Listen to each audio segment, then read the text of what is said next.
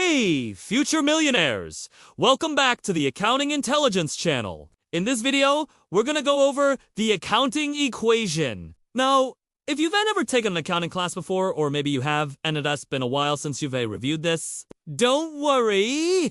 We're gonna start from the very basics. And by the end of this video, you'll have a full understanding of the accounting equation and how it works.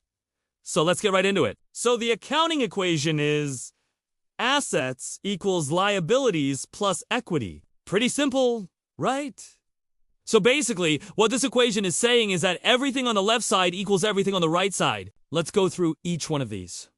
Starting with assets. Assets are things like cash, accounts receivable, inventory, property, plant and equipment, intangible assets. Examples of assets would be the cash that you have in your checking account, the money that you're owed by customers, inventory that you plan to sell, buildings, machinery, vehicles, patents, trademarks, copyrights, goodwill. These are all examples of assets. Now, assets are things that a company owns that have a future benefit.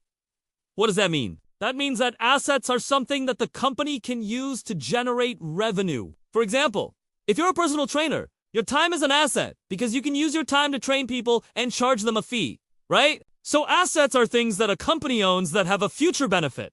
The next one on the accounting equation is liabilities. Liabilities are things like accounts payable, salaries payable, loans, notes payable, bonds payable. Examples of liabilities would be the money that you owe to vendors, the money that you owe to employees, money that you owe to banks or other creditors. Now, liabilities are obligations that a company owes to others.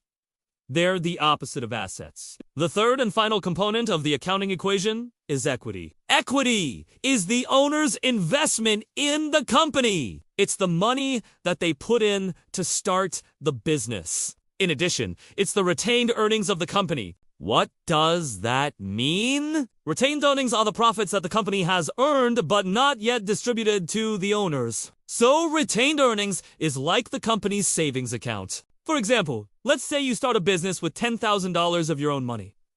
That's an example of equity. If the company earns $5,000 of profit and then another $5,000 the next year, that's also equity. So retained earnings is like the company's savings account. So now we know the three components of the accounting equation. Now let's plug in some numbers and see how it works. Let's say that a company has $10,000 of assets, $5,000 of liabilities, and $5,000 of equity.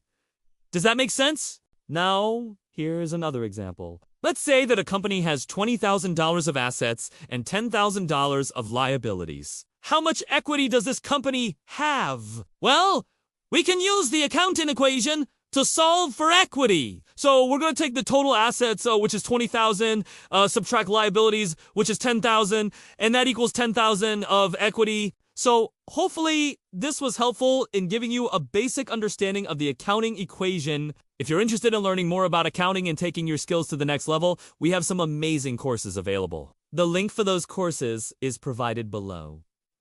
Thank you so much for watching. Until next time, I'm rooting for you. Work hard, be kind, and never, ever quit.